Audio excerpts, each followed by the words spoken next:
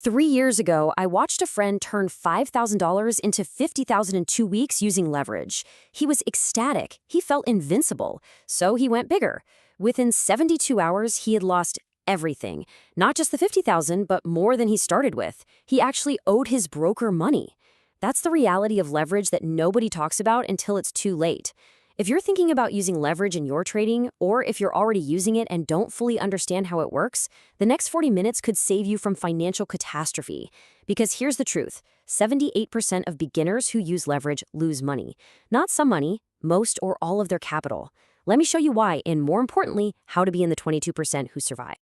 Welcome to another video on Investment Basics by Mr. Majid Butt, who is an accountant, software programmer, and investment researcher. Okay, so how do we even begin to tackle this double-edged sword we call leverage? Well, we have to start by looking right at its core conflict. This incredible promise of huge gains versus the very real danger of catastrophic loss. This phrase right here, this is the nightmare scenario. This is what sets leverage apart. You're not just playing with the money in your account, you're playing with borrowed money. And when a trade goes badly, I mean really badly, you're on the hook for every last cent. Your losses can literally be bigger than your entire investment, leaving you in 78%. That's a huge, sobering number. So the big question is, how do you make sure you're not in that group? It's not about being lucky, it's about being prepared. And that preparation starts right now, by getting a rock-solid understanding of how this powerful and dangerous tool actually works.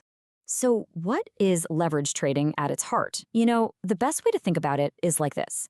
It's like using a small key to open a very, very large door. That key is your own money, and the giant door is the market. With that one little key, you can suddenly control something, an asset, worth way more than the money you actually put down. It gives you incredible power, but you have to be so careful about what's waiting on the other side of that door. To really get a grip on this, we've got to pop the hood and look at the engine. And there are two main parts to this engine that you absolutely positively have to understand: margin and leverage. They sound kind of similar, but trust me, they do very different jobs. Okay, first up is margin. The easiest way to wrap your head around margin is to think of it like the security deposit you put down to rent an apartment. It's not a fee, you're not paying the broker, it's your money, and it's just being held to the side as collateral.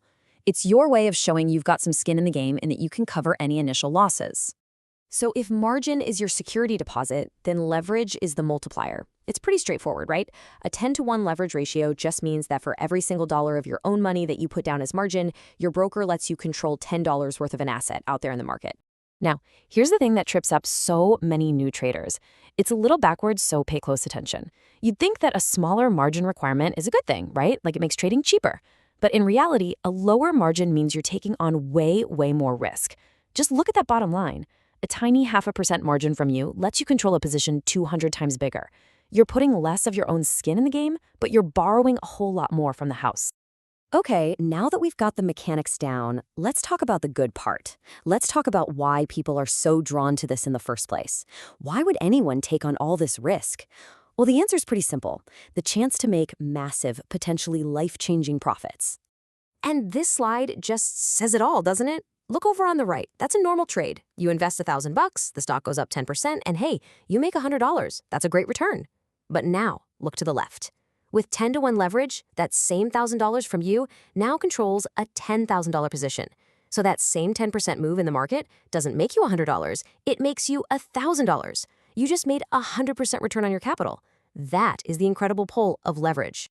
And the appeal goes way beyond just hitting that jackpot return. It actually offers some real strategic advantages.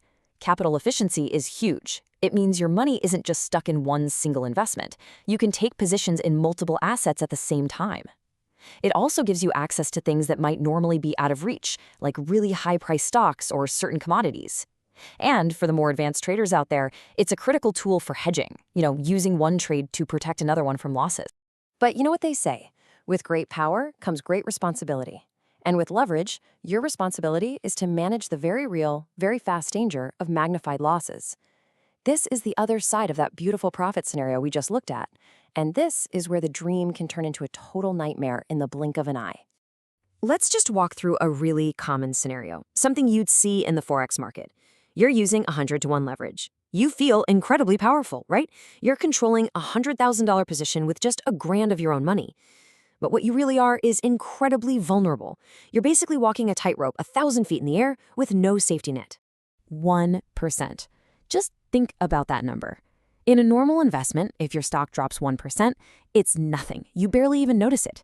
But in this highly leveraged trade, a 1% move against you is not a paper cut. It's a fatal blow. It's the tiny spark that can burn your entire account straight to the ground. Because a 1% loss on your $100,000 position isn't $100. It's a $1,000 loss. And since your entire initial investment, your margin, was only $1,000, it's completely gone, wiped out. A tiny little flicker in the market has cost you 100% of your trading capital. And this is what leads to the dreaded margin call. This is the email, the notification that no trader ever wants to get. It's your broker basically saying, hey, your losses are so bad, you either need to wire us more money right now, or we're going to be forced to sell your position for you, locking in those catastrophic losses for good.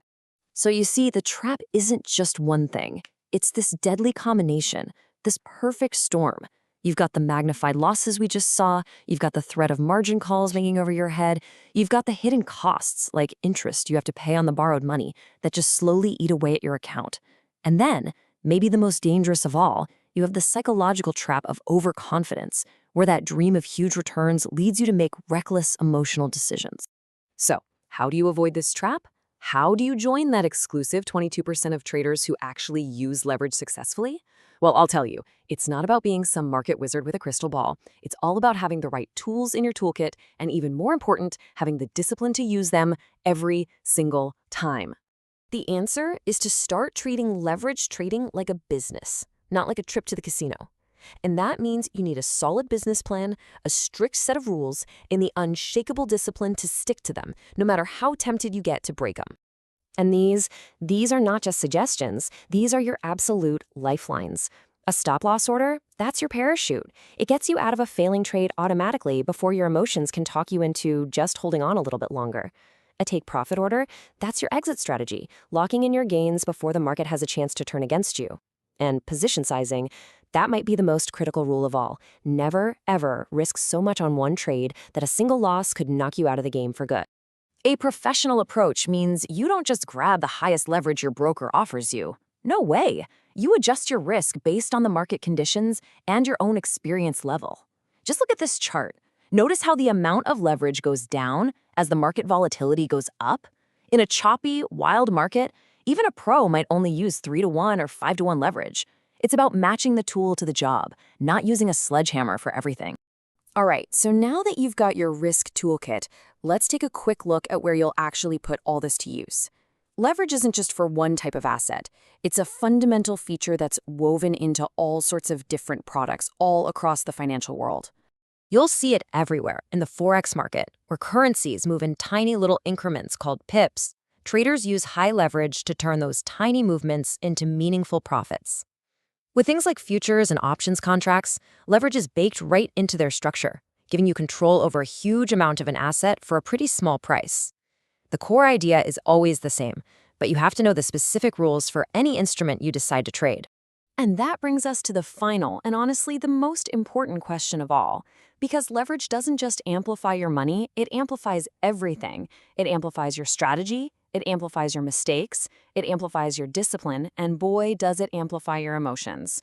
If you have a solid, well-researched plan, it can amplify your success. But if you're undisciplined, it will amplify your failures with breathtaking speed. It's a professional tool, not a toy. So the real question you have to ask yourself is, are you ready to use it with the respect it absolutely demands?